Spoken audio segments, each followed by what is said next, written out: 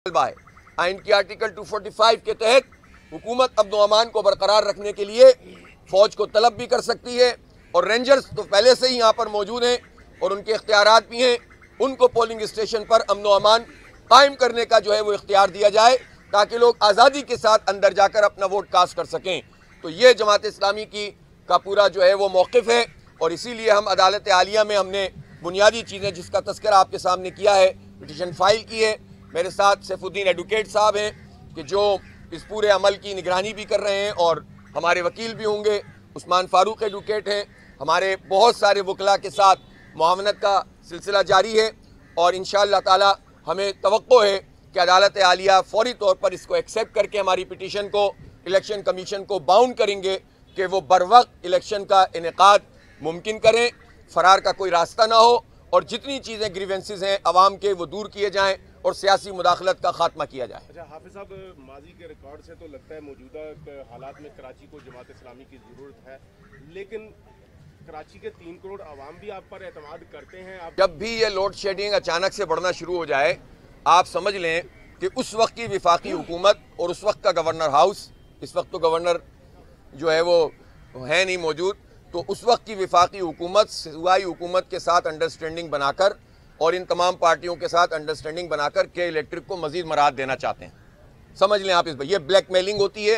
अवाम तंग होते हैं, लोग कहते हैं कि ये क्यों हो रही है, तो कहते हैं कि हमें गैस नहीं मिल रही इसलिए नहीं हो रही, और बगैर मुआहदे के इनको मजीद गैस फराहम की जाती है और के इलेक्ट्रिक वाले राज करते हैं।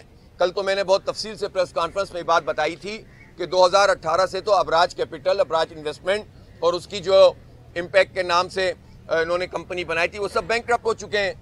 लिक्विडेटर जो है उनका निज़ाम चला रहे हैं। तो पाकिस्तान में ये के इलेक्ट्रिक किस कंपनी के मातहत काम कर रहा है, ये सुप्रीम कोर्ट से भी हमारा सवाल है और ये हाई कोर्ट से भी सवाल है और ये हमारा जो है वो गवर्नमेंट से भी सवाल है। इंशाल्लाह के इलेक्ट्रिक पर फिर हम मजीद भी बात करेंगे।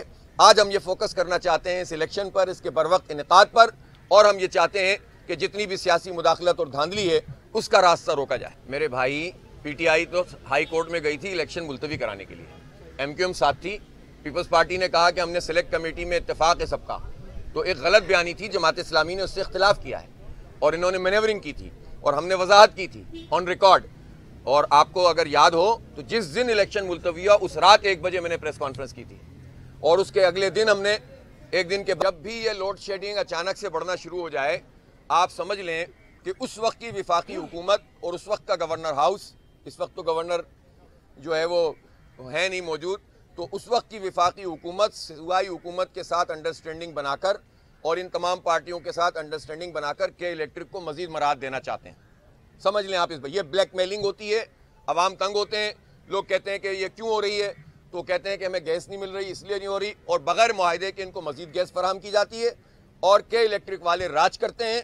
कल तो मैंने बहुत तफसील से प्रेस कॉन्फ्रेंस में बात बताई थी कि 2018 से तो अबराज कैपिटल, अबराज इन्वेस्टमेंट और उसकी जो इम्पैक्ट के नाम से इन्होंने कंपनी बनाई थी वो सब बैंकक्रप्ट हो चुके हैं। लिक्विडेटर जो है उनका निज़ाम चला रहे हैं। तो पाकिस्तान में ये के इलेक्ट्रिक किस कंपनी के मातहत काम कर रहा है, ये सुप्रीम कोर्ट से भी हमारा सवाल है और ये हाई कोर्ट से भी सवाल है और ये हमारा जो है वो गवर्नमेंट से भी सवाल है। इंशाल्लाह के इलेक्ट्रिक पर फिर हम मजीद भी बात करेंगे। आज हम ये फोकस करना चाहते हैं इस इलेक्शन पर, इसके बर वक्त इनेकाद पर, और हम ये चाहते हैं कि जितनी भी सियासी मुदाखलत और धांधली है उसका रास्ता रोका जाए।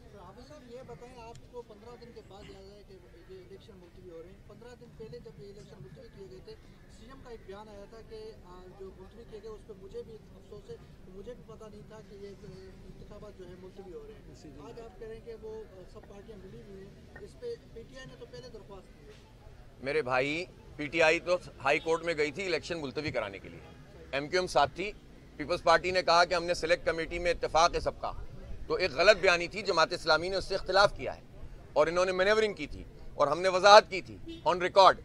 और आपको अगर याद हो तो जिस दिन इलेक्शन मुलतवी हुआ उस रात 1 बजे मैंने प्रेस कॉन्फ्रेंस की थी और उसके अगले दिन हमने एक दिन के बहुत बड़ा जो है एक जलसे की सूरत इख्तियार कर ली थी इलेक्शन कमीशन में। जमात इस्लामी से ज़्यादा और कौन समझ सकता है कि बल्दियाती इंतखाब क्या होता है और शहर की डेवलपमेंट क्या होती है, हम तो करके दिखा चुके हैं। इसलिए हम तमाम रास्ते इख्तियार कर रहे हैं, जमहूरी रास्ता इख्तियार करना, जिद्दोजहद करना, मज़ाहमत करना, एहतजाज करना, यह भी हमारा आईनी हक़ है, और अदालत में पिटीशन फाइल करना और अदालत के ज़रिए से अवाम को रिलीफ दिलाना, ये भी हमारा जमहूरी और आइनी हक़ है। तो हम सारे हक़ इस्तेमाल कर रहे हैं और अल्लाह ने चाहा तो फ़रार नहीं होने देंगे। अब साहब अभी मुहर्रम की छुट्टियां भी आ रही हैं, तकरीबन ये 12-13 को कोर्टें खुलेंगी, फिर नोटिस होंगे, हफ्ता डेढ़ वो भी चला जाएगा। 27 को मेरे ख्याल में इलेक्शन है, 28 अर्जेंट हेयरिंग तो वही आ जाएंगे। फिर आपको क्या थी कि अर्जेंट हेयरिंग की हमने एप्लीकेशन लगाई है और जिस दिन भी अब दो दिन की छुट्टियां हैं ना, हाँ तो 10 तारीख को कोर्ट खुलेगी इंशाअल्लाह ताला। अभी इन्होंने 28 तारीख को अनाउंस की हुई है ना, हम तो चाहते हैं कि उससे भी पहले हो, हमने पिटीशन में कहा है उससे भी पहले आप अनाउंस करें, हम तो तैयार हैं अल्हम्दुलिल्लाह। ये जमात इस्लामी एक ही पार्टी है जो कह रही है कि इलेक्शन कराओ, बाकी पार्टियां तो बस ज़ुबानी जमा खर्च कर रही हैं। यानी जो लोग बाद में ये कह रहे थे कुछ पार्टियां कि हम तो इलेक्शन कराना चाहते हैं, वो उनकी पिछली पिटीशन और अब पिटीशन दोनों देख लें, आपको दूध का दूध पानी का पानी हो जाएगा। एक तरफ वो हाई कोर्ट में गए थे इलेक्शन कैंसिल करो, और दूसरी तरफ जब उन्होंने देखा कि वो जमात इस्लामी को क्रेडिट ना मिल जाए तो उन्होंने जो है वो दूसरी वाली बात की, तो वो तो खुद ही एक्सपोज हो गए। मुझे उनकी बात करने की ज़रूरत नहीं है। हम तो सीधी बात कर रहे हैं कि हम अपना आईनी कानूनी हक़ इस्तेमाल करना चाहते हैं और ये 3 करोड़ लोगों का मुकदमा हम लड़ रहे हैं। अल्लाह ने चाहा तो इंशाअल्लाह इसमें सुनवाई भी होगी और इंतखाब भी होगा, और इंतखाब में धांधली ना हो और सियासी मुदाखलत ना हो, ये पेश नज़र है।